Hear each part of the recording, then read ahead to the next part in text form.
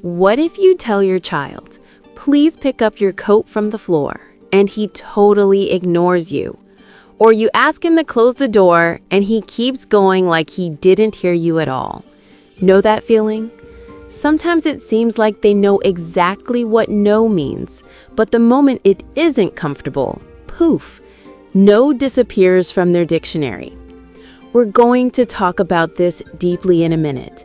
We'll understand why it happens and how to teach our child what no means in a clear, concrete, and respectful way without yelling, without endless arguments, and without power games that drain our patience.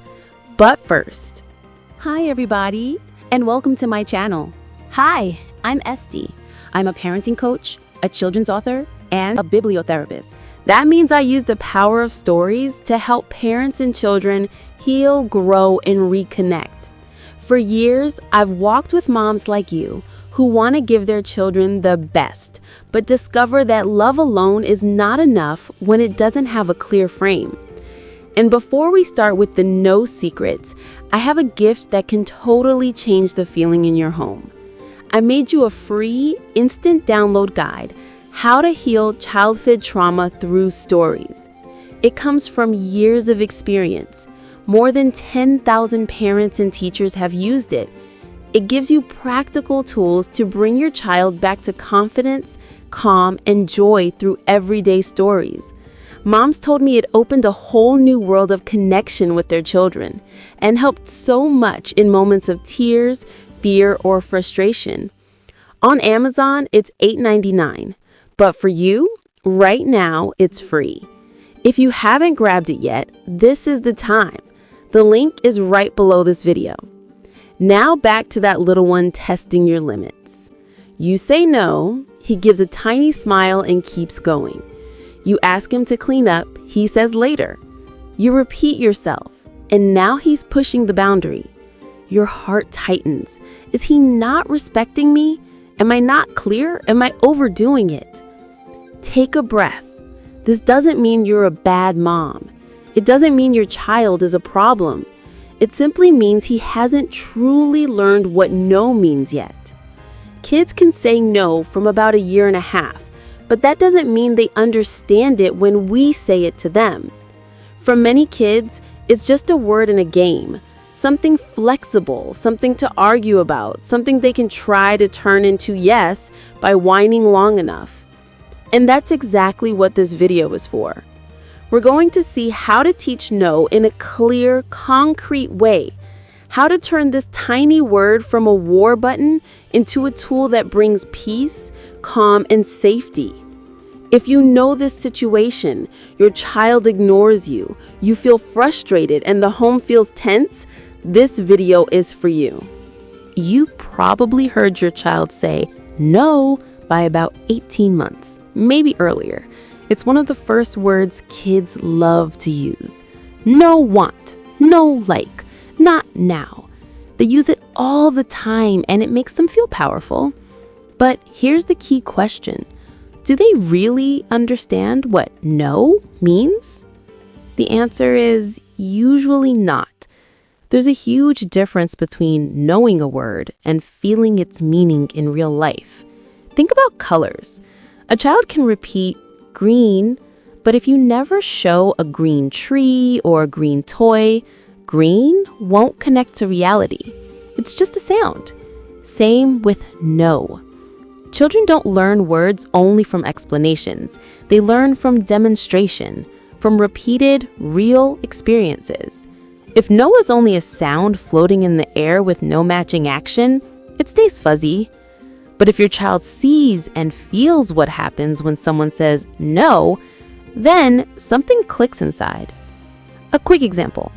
Your 9-month-old crawls toward the trash can or the outlet.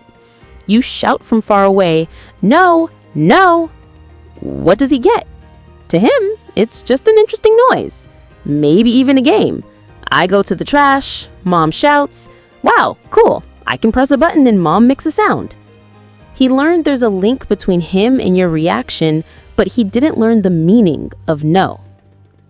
Now, the other way. You go over, Gently move him away and say in a calm, clear voice, no. Now the word and the action are connected. He learns, when I go to the trash, Mom stops me. No means stop. That's a deeper lesson than yelling from another room. Same with colors. If you say green 10 times but point at a blue thing, your child stays confused. He needs to see green while you say green. That's how it sticks. No works the same way. So when moms say he knows what no means, he says it all the time, but when I say it, it doesn't work. The truth is, he knows how to use the word, but he hasn't internalized what it means when it's said to him. How will he learn? Through experience, through short, repeated, clear demonstrations from you. No drama, no yelling, just being close, being clear, and tying the word to the action. And don't worry if he doesn't get it the first time. Just like colors and other words, kids need a few repeats. That's normal. So next time you think he's ignoring me, remember, he's not disrespecting you. He just hasn't learned it yet. With the right demonstration, no becomes clear. It brings order and calm, not more noise. A real-life scene every mom knows. Baby just learned to crawl. He's excited and curious. His eyes find the kitchen corner. What's there? The trash can, of course. To him, it's a fun new game. To you, it's germs and mess. Version A, yelling from far away. You see him moving toward it. Your heart jumps. You call from the next room, Liam, no! Mommy said no. He looks at you, smiles, and keeps going. You try again. Liam, I said no! To him, it becomes a game. He presses, you beep. You didn't mean to put on a show, but that's what he experiences. There's no clear link between no and what he's doing. No is just a sound, maybe even a reward. Mom's attention. After a few tries, you're frustrated and he keeps trying again and again. Version B, close, calm demonstration. Same scene, different action. Liam goes to the trash. You don't shout from the other room. You get up, go to him, gently move him away, and say in a calm, clear, slow voice, no. You set him elsewhere, maybe hand him another toy. He goes back. You repeat, go over, move him, no. Now he starts to get it. No isn't just a sound, it's connected to stopping. Why does this work? Because real authority isn't built by yelling into the air. It's built by clear, calm, consistent action. When you're close and you act, not only talk, you're saying, I'm leading here. I hold the frame. Not with big speeches, but with simple steps. Another plus, when you go to him, you're not leaving him alone with the dilemma. You're showing him what the boundary looks like. That brings safety. Your no becomes clear and trustworthy. Big message. No isn't magic. It doesn't work when we throw it into the air. It works when it's paired with a calm, clear demonstration. In version A, the child learns your no is a game trigger. In version B, the child learns your no is a real boundary. Stop. That's what we want. Not to fight our child, not to shout, but to teach step by step what no means, naturally and clearly. You might ask, okay, I get it. Go over, move him, say no clearly. But how many times? He keeps trying. How much patience do I need? You don't need endless patience. You need a few short, simple, kind repeats. Kids learn by repetition. Think about teaching mama. We repeat, "Mama," again and again. We don't get angry after 5 tries. We cheer at every tiny effort. Same with no. At first, he won't get it, but with calm repetition, it settles inside. A little story. My granddaughter was 8 months old and crawling everywhere. We were at my mother-in-law's. There was a beautiful plant. Of course, she crawled right to it. She reached out to touch. I gently moved her hand back and said, calm and clear, "No." She looked at me. A moment later, she reached again. I moved her hand and said, "No." Again and again.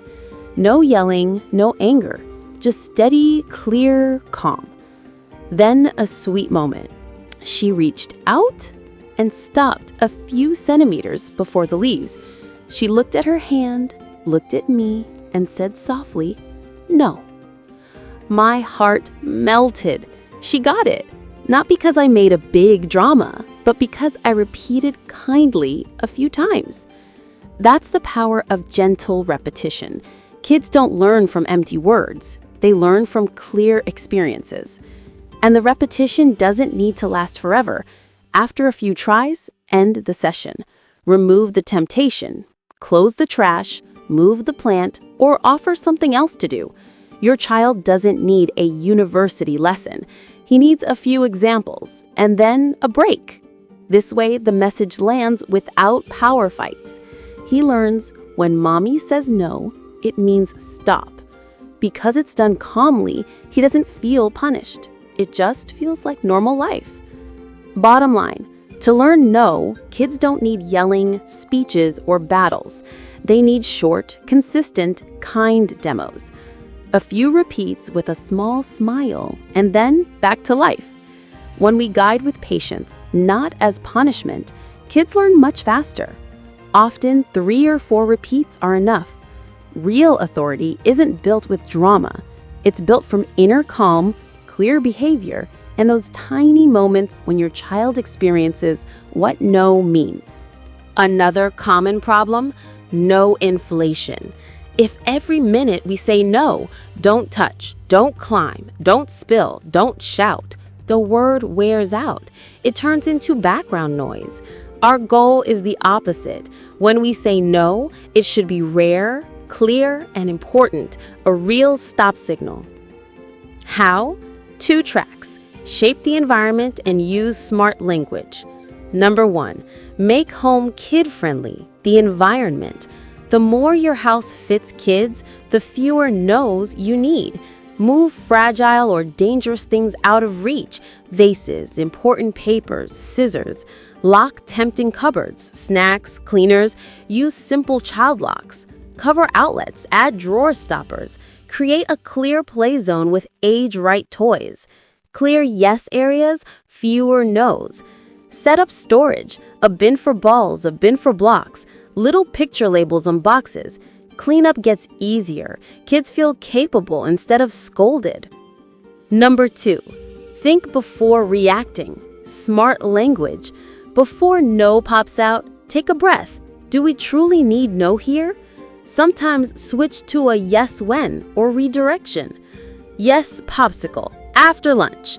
Yes to TV when you finish putting blocks away. Yes to jumping, on the play mat, not the couch. Yes to markers, at the table with the cover. Redirect, let's move water play to a tub, or let's use quiet voices here. If you want to shout, we'll go to the balcony. Say it positively. We walk in the house. We run outside. Our hands are gentle here. Choice inside a limit cuts arguments. Do you want to tidy blocks or puzzles first? Shower now or in 5 minutes when the timer rings? Number 3, save no for truly important moments. When no is rare, it's strong. Save it for safety, street, hot oven, sharp or unsafe items, harm, hitting, biting, throwing hard objects, family rules, sleep time, leaving on time, agreed house rules. Use a short, steady no plus action. Stop, move, replace. No speeches, no drama, just clear action. Number 4, tiny tools that prevent no. A timer. When it rings, we finish. Less arguing, more structure. Picture cards or routine charts. Kids see the next step instead of hearing more orders. Short yes rules at eye level. Color at the table, balls in the yard, hands are gentle. When we reduce overuse of no, two good things happen. Number 1, kids hear no when it truly matters and respond better. Number 2, you stay calmer, fewer battles, more teamwork. That's how we keep no strong. We make it rare, clear, and backed by a home that invites yes. Let's pause and talk about what not to do. Many moms say, I already say no, but it doesn't work. Often the problem isn't the word, it's how we deliver it. Mistake 1, long lectures. You ask him to clean up, he doesn't move, you hear yourself starting a speech. For kids, long talks turn into noise in 2 seconds. He learns a dangerous thing. If he waits, the speech ends and nothing changes. Mistake 2, yelling. We feel ignored, so we raise our voice. I said no! Now he learns 2 wrong things. Calm no doesn't count. Only loud no is real. He can control the mood at home. If he resists, we explode. Authority weakens. Mistake 3, turning every request into a never-ending negotiation. Turn out the TV. 5 more minutes. No, we're done. But I'm in the middle. Okay, just finish this one. He doesn't learn to respect the boundary, he learns to bargain. So what works? Real authority comes from short, calm clarity. 1 steady sentence plus simple action. TV off now. You walk over and press the button. We don't throw toys. You move the toy aside. No lectures, no drama, no power games. The shorter and clearer the message, the faster he understands. The calmer your voice, the more he feels this is a steady decision, not a moment of anger. The less we make it a big story, the faster it ends. Important. Parental authority isn't measured by how loud we shout or how long we explain. It's our ability to be clear, brief, and steady. That doesn't mean cold. We can be warm and loving and clear at the same time. That combo makes a calmer home. Take this with you. No is not a weapon. It's not to make you the house police. It's not to create stress, and it's not to break your bond. The opposite. No is a gift. It gives your child a clear boundary, inner calm, and deep safety. Remember, when you say no in a steady, calm, clear way, you're telling your child, I'm with you. I hold the frame. You don't have to hold yourself alone. That message stays in the heart for life. I know it's not always easy. Sometimes he resists. Sometimes he cries. Sometimes you want to give in just to get a minute of quiet. That's normal. But each time you stay steady, you give him something bigger than any quick yes. Stability, inner order, and a safe place to grow. If you haven't watched the previous video, why your child tests limits and how to set boundaries that actually work, go watch it now. It explains why boundaries don't threaten a child. They hold your love. Together with today's video, you get the full picture. First the big idea, then the how-to. And if you haven't downloaded my free guide, How to Heal Children's Trauma Through Stories, this is the time. It's full of simple, real tools from years of work with moms and kids. You'll learn how to use story power to give your child confidence, calm, and connection, even in hard moments. The link is below. And a peek at the next video. Today we talked about teaching the meaning of no, but your big question is, how do I get my child to really cooperate without yelling, fights, or endless debate? That's next. We'll turn your no into true teamwork. We'll cover 3 simple tools that can change your home. If you have any questions, leave them in the comments below. I do my best to reply to everyone. And don't forget to subscribe to the channel and click the like button so you don't miss the next life-changing video. And so far, thank you for watching. And remember, your child's emotional strength starts with you. So take care of yourself, take care of your kids, and see you in the next video.